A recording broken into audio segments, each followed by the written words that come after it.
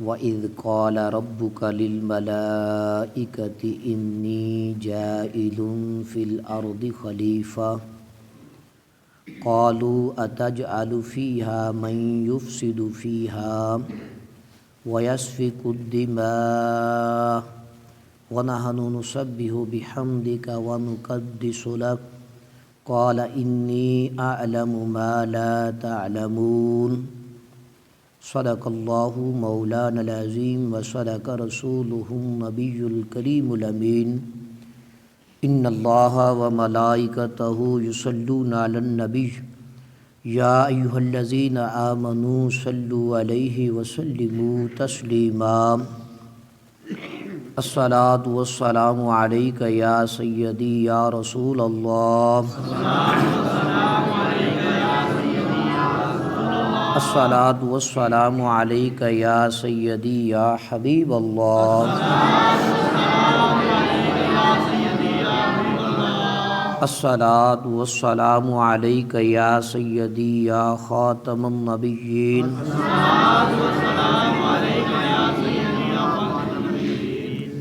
حمد و صلاۃ کے بعد میرے نہایت ہی معزز و محتشم سامعین کرام، اللہ رب العزت کے فضل اور اس کی توفیق سے سورۃ البقرہ کی آیت نمبر 30 پڑھنے کی ہم سعادت حاصل کر رہے ہیں۔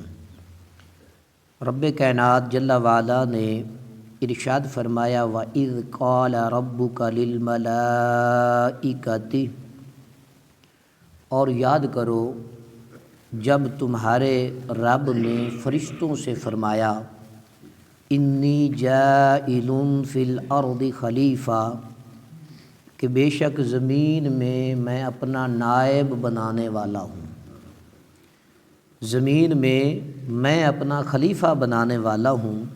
قالوا، فرشتے بولے اتجعل فیہا من یفسد فیہا، کیا تو زمین میں ایسے کو اپنا نائب بنائے گا جو زمین میں فساد برپا کرے گا، وَيَسْفِكُ الدِّمَاءَ، اور خون ریزیاں کرے گا، لوگوں کا خون بہائے گا، کیا ایسے کو زمین میں اپنا نائب بنائے گا جو فساد برپا کرے گا، وَيَسْفِكُ الدِّمَاءَ، اور خون ریزیاں کرے گا، وَنَحْنُ نُسَبِّحُ بِحَمْدِكَ وَنُقَدِّسُ لَكَ، ہم تیری حمد بھی بیان کرتے ہیں اور تیری پاکی بھی بولتے ہیں۔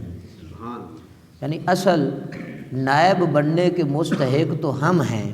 فرمایا قال انی اعلم ما لا تعلمون، بے شک میں زیادہ جاننے والا ہوں، میں زیادہ علم والا ہوں، ما لا تعلمون، جو تم نہیں جانتے ہو، میں اس کو زیادہ جانتا ہوں جو تمہارے علم میں نہیں لیکن میرے علم میں ہے۔ کیا فرمایا کہ مجھے معلوم ہے جو تم نہیں جانتے ہو، تمہیں اس بات کا علم نہیں ہے۔ وَإِذْ قَالَ رَبُّكَ لِلْمَلَائِكَةِ، اور جب تمہارے رب نے فرشتوں سے فرمایا، حضرت آدم علیہ السلام اور فرشتوں کے واقعات پر ضمنی تبصرے سے پہلے ایک مرتبہ آیات کی روشنی میں اس واقعے کا آپ کو خلاصہ بیان کر دیتا ہوں۔ اللہ تبارک و تعالی نے حضرت آدم علیہ السلام کی تخلیق سے پہلے فرشتوں سے فرمایا کہ میں زمین میں اپنا نائب بنانا چاہتا ہوں۔ اللہ نے حضرت انسان کو اپنا نائب کہا، اپنا خلیفہ کہا، اور حضرت آدم علیہ نبینا علیہ السلام کی تخلیق فرمائی گئی، اور اس پر فرشتوں نے عرض کیا اے اللہ تبارک و تعالی، کیا زمین میں اس کو نائب بنائے گا جو زمین میں فساد برپا کرے گا اور خون بہائے گا؟ حالانکہ ہم تو تیری تسبیح بیان کرتے ہیں، تیری حمد بیان کرتے ہیں، تیری خلافت کے مستحق تو ہم ہیں۔ اللہ تبارک و تعالیٰ نے فرمایا جو مجھے معلوم ہے وہ تمہیں معلوم نہیں، جو مجھے معلوم ہے وہ تمہیں معلوم نہیں۔ پھر اللہ تعالیٰ نے حضرت آدم علیہ السلام کی تخلیق کے بعد حضرت آدم علیہ السلام کو تمام اشیاء کے نام سکھا دیے، پھر ان چیزوں کو فرشتوں کے سامنے پیش کر کے فرمایا اگر تم اس بات میں سچے ہو تو پھر ان کے نام بتاؤ۔ اب فرشتوں نے یہ سن کر عرض کیا ہے اللہ ہمیں تو صرف اتنا علم ہے جتنا تو نے ہمیں سکھا دیا ہے، سارا علم اور ساری حکمتیں تو تیرے پاس ہیں۔ پھر اللہ تبارک و تعالیٰ نے حضرت آدم علیہ السلام سے فرمایا اے آدم تم انہیں ان تمام اشیاء کے نام بتا دو۔ حضرت آدم علیہ السلام نے انہیں ان اشیاء کے نام بتا دیے تو اللہ تعالیٰ نے فرمایا اے فرشتو کیا میں نے تمہیں نہ کہا تھا کہ میں آسمانوں اور زمین کی تمام چھپی چیزیں جانتا ہوں اور میں تمہاری ظاہر اور پوشیدہ باتوں کو بھی جانتا ہوں۔ یعنی جو میں نائب بنا رہا ہوں میرے علم میں ہے لیکن تمہارے علم میں نہیں، تمہارے پاس اتنا ہی علم ہے جتنا میں نے تمہیں عطا فرما دیا، باقی میں جانتا ہوں کہ میرے یہ نائب جو ہیں یہ کیا کریں گے۔ اور سب سے حسین بات جو ہے حضرت انسان کے لیے ہے کہ اللہ نے اس کو عقل بھی دی، شعور بھی دیا، اللہ نے اسے علم کی دولت بھی دی، اللہ نے اسے دنیا کے سارے انعام و اکرامات دیے، اس کو گناہ پر بھی قدرت دی، نیکیوں پر بھی قدرت دی، تو پھر رب دیکھنا چاہتا ہے میرا بندہ گناہ کی طرف مائل ہوتا ہے یا نیکی کی طرف مائل ہوتا ہے۔ فرشتے تو معمور من اللہ ہیں، ان سے تو گناہ ہو ہی نہیں سکتا، جو اللہ فرماتا ہے فرشتے تو وہی کرتے ہیں، لیکن حضرت انسان کو رب دیکھنا چاہتا ہے کہ جس کے پاس بدی کا بھی اختیار ہے، نیکی کا بھی اختیار ہے، اس کے باوجود وہ برائی کو چھوڑ کر نیکی کی طرف مائل ہوتا ہے، اور اللہ کی بارگاہ میں وہ بندہ بڑا مقبول ہے جو گناہوں سے آزادی حاصل کر کے نیکی کی طرف مائل ہوتا ہے، اپنے رب کی رضا حاصل کرتا ہے۔ فرمایا انی جاعل فی الارض خلیفہ، میں زمین میں اپنا نائب بنانے والا ہوں۔ خلیفہ کسے کہتے ہیں؟ خلیفہ اسے کہتے ہیں جو احکامات جاری کرنے اور دیگر اختیارات میں اصل کا نائب ہوتا ہے۔ جی اصل اللہ رب العزت کی ذات ہے، اب اللہ کے پاس کلی اختیارات ہیں، جو چاہے جیسا چاہے وہ فرماتا ہے، تو اس نے اپنے نائب کو بھی کلی اختیار عطا فرمائے۔ جی یہ سمجھ لے جملہ، اللہ نے اپنے نائب کو بھی کلی اختیار عطا فرمائے۔ 1,24,000 کم و بیش انبیاء اور رسل کو اللہ نے اختیارات عطا فرمائے، اور حضور نور مجسم شفیع معظم صلی اللہ علیہ وآلہ وسلم کو ان سب ہستیوں سے بڑھ کر اختیارات عطا فرمائے۔ نبی ہوتا ہی وہ ہے جس کے پاس اختیار ہو، بے اختیار کے نبی نہیں بھیجے جاتے۔ اللہ نے جتنے بھی نبی بھیجے ہیں سب اختیار والے ہیں، وہ جو چاہے جیسا چاہے اس کو اللہ شریعت بنا دیتا ہے۔ تو حضور علیہ السلام کے پاس کلی اختیار تھا، فرق صرف اتنا ہے اللہ کے پاس ذاتی اختیارات ہیں، نبی کریم صلی اللہ علیہ وآلہ وسلم کے پاس اللہ کے دیے ہوئے اختیارات ہیں۔ اللہ نے اپنے محبوب کو سارے کے سارے اختیارات عطا فرمائے ہیں۔ تو معلوم ہوا کہ خلیفہ کہتے ہی اسے ہے جو احکامات جاری کرنے والا ہو اور دیگر اختیارات میں بھی اصل کا نائب ہوتا ہے۔ اگرچہ تمام انبیاء علیہم السلام اللہ تعالیٰ کے خلیفہ ہیں، لیکن یہ خلیفہ سے مراد حضرت آدم علیہ السلام کی ذات اقدس ہے، اور فرشتوں کو حضرت آدم علیہ السلام کی خلافت کی خبر اس لیے دی گئی کہ وہ ان کے خلیفہ بنائے جانے کی حکمت دریافت کریں۔ فرشتوں کو خبر دینے کا مقصد یہی تھا کہ وہ حضرت آدم علیہ السلام کے بارے میں پوچھیں اور ان پر خلیفے کی جو عظمت ہے اور اس کی جو شان ہے اس کو ظاہر کیا جائے۔ ان کو پیدائش سے پہلے اللہ نے خلیفہ کا لقب عطا فرمایا۔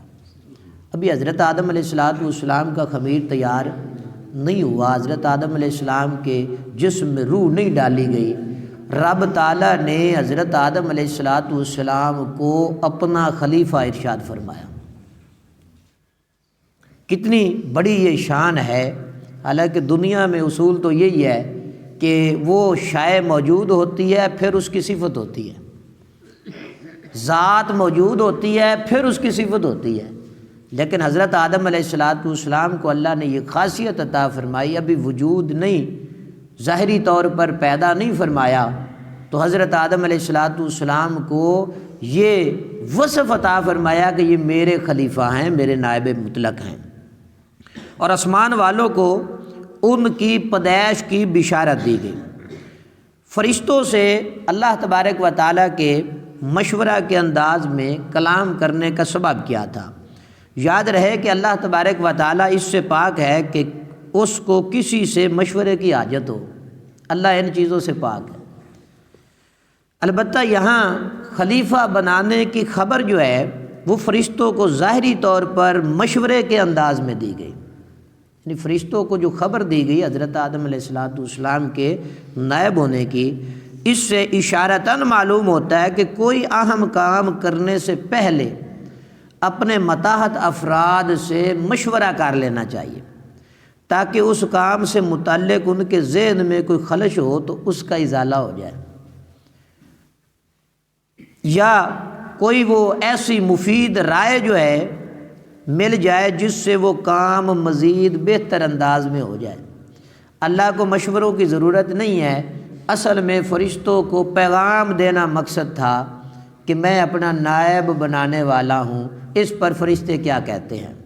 اللہ تبارک و تعالیٰ نے اپنے حبیب صلی اللہ علیہ وآلہ وسلم کو بھی تمام صحابہ کرام رضی اللہ تعالی عنہم سے مشورہ کرنے کا حکم ارشاد فرمایا، جیسا کہ سورۃ آل عمران میں ارشاد باری تعالیٰ ہے وَشَاوِرْهُمْ فِي الْأَمْرِ، اور کاموں میں ان سے مشورہ لیتے تھے حضور، یعنی صحابہ سے حضور مشورہ لیتے تھے۔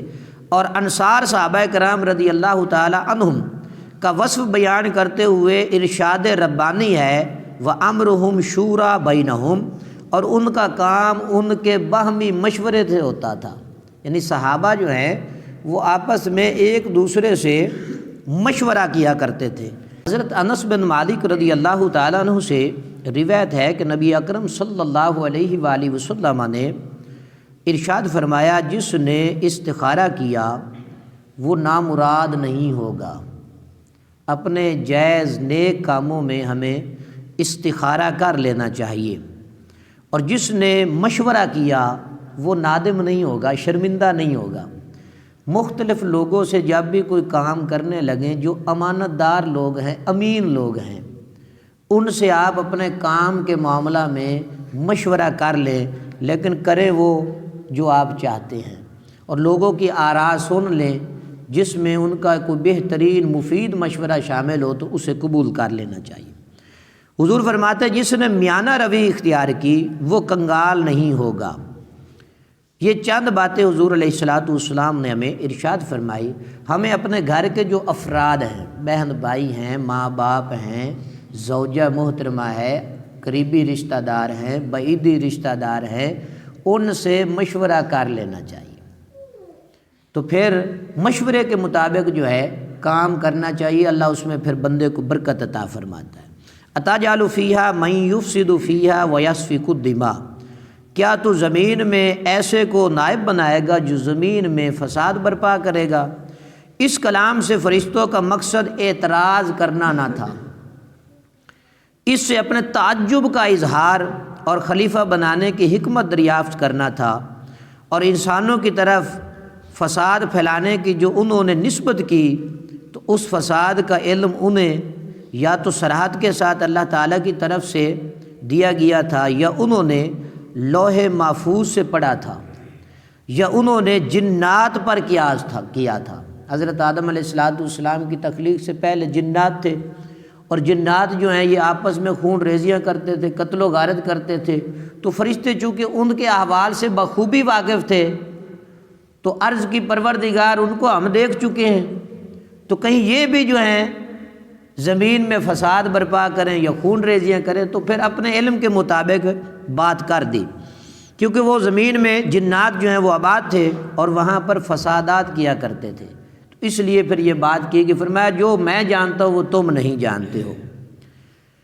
فرشتوں کے بارے میں ہمیں علم ہونا چاہیے کہ فرشتے کیا ہیں۔ فرشتے جو ہیں وہ اللہ کی نوری مخلوق ہیں اور گناہوں سے معصوم ہیں۔ کیا ہیں جی؟ فرشتوں سے گناہ کا صادر ہونا یہ محال ہے۔ محال کا کیا معنی ہے؟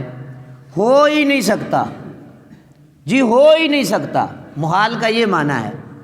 اور ممکن کا کیا معنی ہے کہ اس میں امکان پایا جا سکتا ہے۔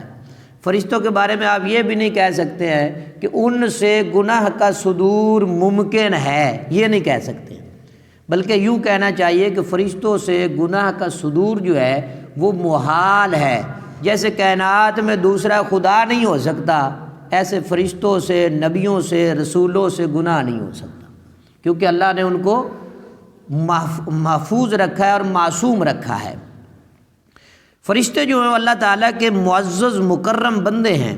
کھانے پینے اور مرد اور عورت ہونے سے فرشتے کیا ہیں؟ پاک ہیں۔ فرمایا رب کائنات نے انی اعلم، بے شک میں زیادہ جانتا ہوں۔ یہ فرشتوں کے جواب میں اللہ تبارک و تعالیٰ نے ارشاد فرمایا کہ جو میں جانتا ہوں وہ تم نہیں جانتے ہو، کیونکہ خلیفہ بنانے میں میری حکمتیں تم پر ظاہر نہیں۔ بات یہ ہے کہ ان انسانوں میں انبیاء بھی ہوں گے، اولیاء بھی ہوں گے اور علماء بھی ہوں گے، اور یہ حضرات علمی عملی دونوں فضیلتوں کے کیا ہے؟ جامع ہیں۔ اللہ نے ان کو یہ عظمت اور شان عطا فرمائی، یہ اللہ کے نائب ہیں۔ حضرت انسان کو اللہ نے کتنا مقام اور مرتبہ عطا فرمایا، اور حضرت انسان اپنے آپ کو کہاں کہاں رلا رہا ہے۔ قرآن اور حدیث کے پیچھے چلنا چاہیے، اللہ اور اس کے رسول کی اتباع اور پیروی کرنی چاہیے۔ اس سے انشاءاللہ آپ کی زندگی کا ماحول بھی بدلے گا، آپ کے بچوں کا ماحول بھی بدلے گا۔ اللہ تعالیٰ مجھے اور آپ کو عمل کی توفیق عطا فرمائے۔ وآخر دعوانا ان الحمد للہ رب العالمین۔